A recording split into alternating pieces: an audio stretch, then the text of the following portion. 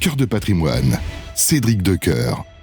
Et on commence donc, comme promis, en évoquant la question de l'or. Vous en avez sans doute pas mal entendu parler ces derniers temps, parce que c'est vrai qu'il y a eu des cours qu'on avait rarement atteints. Jean-François Faure, bonjour. Bonjour. Merci beaucoup d'avoir accepté l'invitation de Cœur de patrimoine, PDG et fondateur de hautcoffre.com. Pourquoi est-ce que, je le disais en intro, pourquoi finalement cet or, cette once d'or, là, ces 30 petits grammes, pourquoi est-ce qu'ils font office entre guillemets de valeur refuge? Pourquoi est-ce que dès que l'avenir économique est un peu incertain, enfin économique ou géopolitique d'ailleurs, pourquoi tout le monde, entre guillemets, par réflexe se précipite sur l'or? C'est presque un réflexe pavlovien, mais en tout état de cause, l'or est une forme de langage universel de l'humanité. Et finalement, quand on ne comprend pas le monde dans lequel on se trouve, quand il est angoissant, inquiétant, on en revient aux choses que l'on comprend, que l'on maîtrise, et qui ne réserve pas nécessairement de mauvaises surprises. C'est un petit peu le cas de l'or, qui peut effectivement être oublié dans des périodes très porteuses. Moi, je me rappelle du début des années 2000, personne ne s'intéressait à l'or et tout le monde s'intéressait aux dot-com. Les dot-com se sont effondrés à l'époque. On a eu ensuite le 11 septembre 2008 et on a vu à ce moment-là l'or reprendre une place de réserve de valeur, d'anti-angoisse qu'il n'avait plus depuis quasiment une vingtaine d'années à l'époque. Et aujourd'hui, on est complètement là-dedans. Et on est tellement là-dedans que les records récents que l'on vient de battre sont même des records ever, c'est-à-dire des records de tous les temps, puisqu'on a battu le record de janvier 1980 où on était à $850 l'once. Et le $850 l'once de l'époque, c'était un 3300 d'aujourd'hui ramené avec l'inflation que l'on a actuellement. Alors, vous pointez du doigt la différence d'intérêt pour tel ou tel actif en fonction des périodes. Ça, on le comprend bien. Certains pensent ou se disent que l'or peut aussi servir à se protéger contre les fluctuations de marché. C'est vrai, c'est pas vrai? Vous avez des exemples? Alors, clairement, j'ai à minima 3 exemples plus ou moins récents. Le premier remonte à 2008, le suivant à avril 2020 et le tout dernier, là, ce début Parce qu'en ce moment, d'année. on pourrait se dire finalement les marchés montent aussi. Enfin, alors pas tout le temps, mais... Oui, alors... Bien sûr, je l'entends, les marchés montent aussi, mais ce sont pas des marchés qui montent d'une manière absolument sereine à 100%. D'accord. C'est-à-dire que on prend des positions qui peuvent être intéressantes, voire des fois opportunistes, mais en même temps, on n'est pas totalement naïf et on sait que ce sont des positions qui peuvent être fragiles. Donc, on se couvre avec de l'or. Ça, c'est ce que l'on voit en ce moment. Et cet or, on est bien content d'avoir pu l'acheter récemment. Je prends l'exemple récent du mini-crack boursier, enfin, qui n'est d'ailleurs pas mini du tout, hein. Suite aux annonces un peu erratiques de taxes douanières.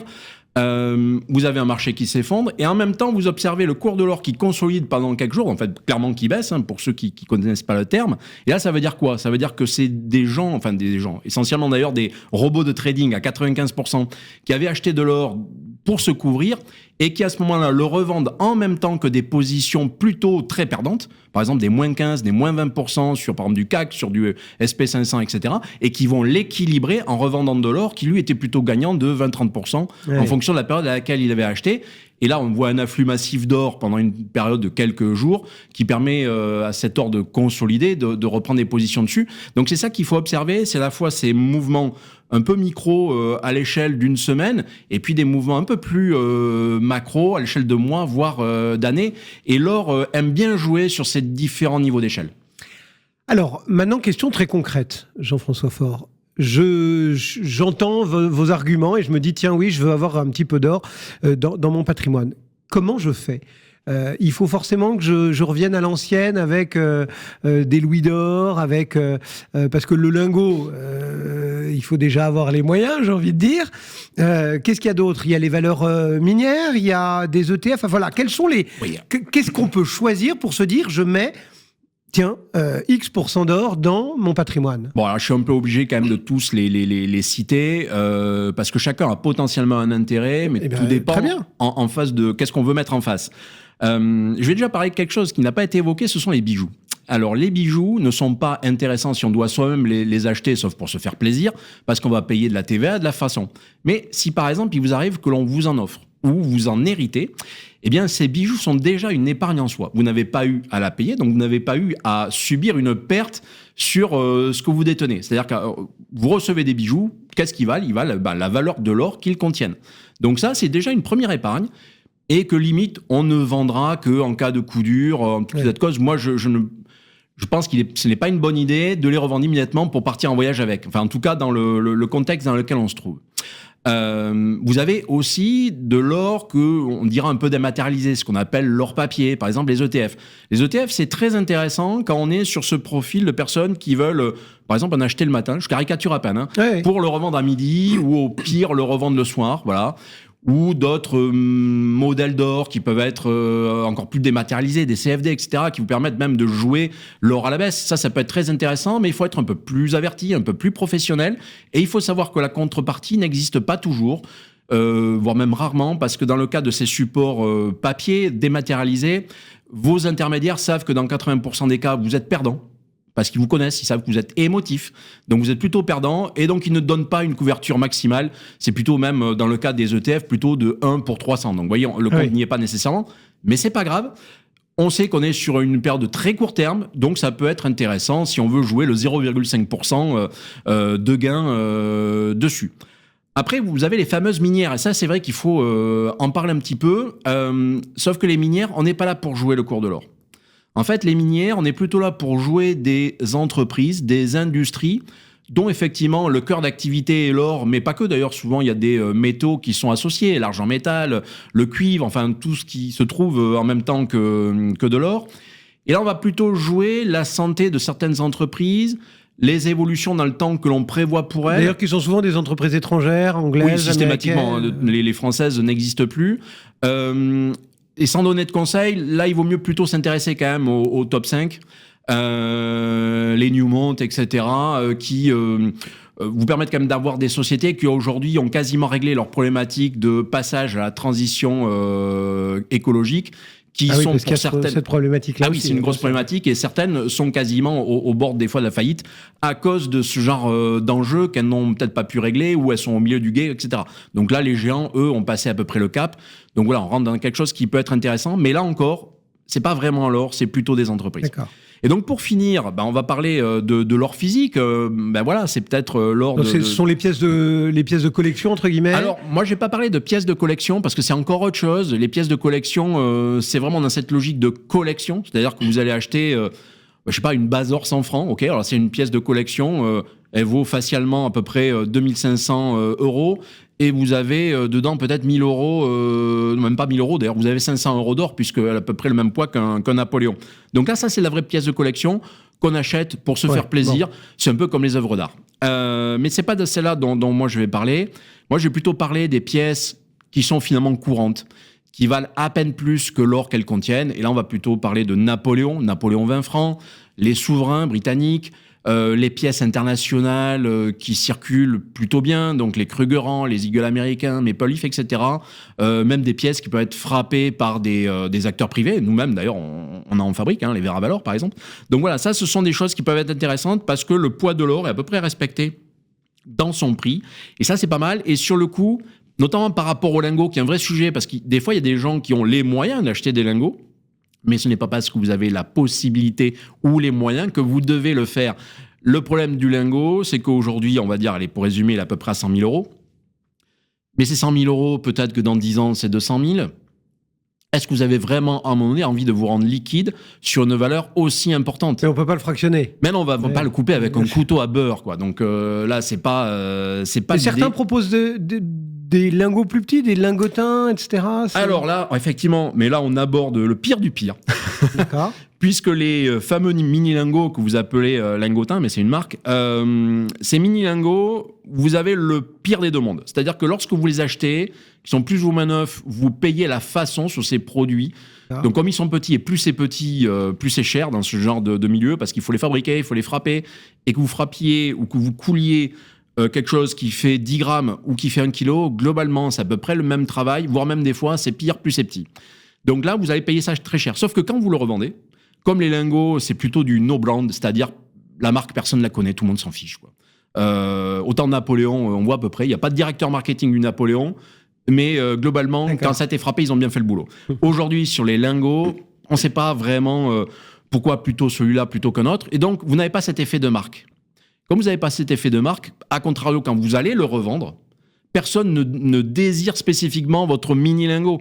Et au final, il va être acheté à peu près le même prix qu'un lingot de 1 kg. Donc, vous l'avez payé plus cher à l'achat et vous allez le revendre au même prix à la revente. Alors qu'un Napoléon ou une pièce qui va être demandée à un instant donné, alors plutôt dans des périodes un peu de tension, moi je me rappelle de fin 2008, ou typiquement pendant le grand confinement. Là, vous avez ces fameuses pièces, les Napoléons et les 20 francs suisses, les pièces un petit peu connues, qui vont potentiellement valoir beaucoup plus que l'or qu'elles contiennent, parce qu'à ce moment-là, tout le monde en veut. Oui, c'est ça. Et ça compte. Et c'est ce qu'on appelle l'effet de prime. Je me rappelle spécifiquement de septembre 2008. Cédric, je sais que vous vous en souvenez, vous aussi. À ce moment-là, un Napoléon valait 50% plus cher que l'or qu'il contenait, un demi-Napoléon 100% plus cher. Donc des pièces qui, en d'autres époques, pouvaient s'acheter juste le prix de l'or, à ce moment-là, pouvaient quasiment se revendre 2 fois le prix. Voilà quelques bonnes idées. Et puis avec en creux, en plus, vous avez anticipé ma question suivante. Toutes les erreurs qu'il ne faut pas commettre si on a envie de se plonger dans ce type d'investissement. Vous mettriez quelle proportion de votre portefeuille d'investissement diversifié pour un particulier en or? Et est-ce que j'ai envie de dire, c'est comme en bourse, est-ce qu'il y a des profils plus ou moins or? Oui, alors, en fait, là, la diversification, ça commence quand on a 2 actifs. Et donc, l'or peut être ce deuxième actif. Et généralement, quand l'or est le deuxième actif, le premier, c'est plutôt l'euro. Et voulant dire que quand vous êtes très exposé à l'euro, exposé à votre banque, exposé à votre zone économique, donc nous, voilà, la zone euro, voire des fois, par effet ricochet, exposé même au dollar, eh bien finalement, l'or est plutôt là pour protéger fortement des effets néfastes qu'on peut subir sur sa propre monnaie. Donc là, dans le cas de l'euro, ça peut être de l'inflation, ça peut être indirectement des taux d'intérêt qui vont dans un mauvais sens, etc. Et donc là, à plus forte raison, si on a une petite épargne, voilà, je sais pas, vous avez sur votre compte à vue l'équivalent d'1 ou 2 salaires, sur un livret A, vous avez peut-être l'équivalent de 2-3 salaires. Mais là, avoir 20% d'or n'est pas une erreur en soi, parce que ça va être le seul actif qui va vous protéger de ce que vous pourriez subir de manière néfaste sur vos euros. A contrario, vous avez une épargne vaste et diversifiée. Quand je dis vaste et diversifiée, vaste parce que vous prenez la somme de tout ce que vous avez, voilà, vous dépassez le million ou les millions d'euros. Vous avez de l'immobilier, donc qui sur le coup a un cycle différent de celui de la monnaie, que ce soit l'euro ou autre chose. Vous avez même peut-être des actions, des obligations, vous êtes même un peu encanaillé sur les cryptos. Ben moi je dirais que 5% sur l'or peuvent suffire, parce que tout simplement cet or n'aura pas besoin de régler tous les problèmes en même temps. Si vous avez un problème sur vos euros, peut-être qu'en même temps, votre assurance vie peut régler une partie des problèmes, peut-être que votre immobilier peut vous aider, peut-être même que vos cryptos, en fonction du cycle dans lequel vous êtes, pourront vous aider. Et donc là, l'or n'aura pas à se battre sur tous les fronts et il pourra cibler sur le problème du moment. Donc voilà, c'est ça qu'il faut voir, c'est diversification et largeur de son épargne. Avant de terminer par un petit mot des solutions que vous proposez, et notamment de voir comment est-ce qu'on peut acheter de l'or, etc.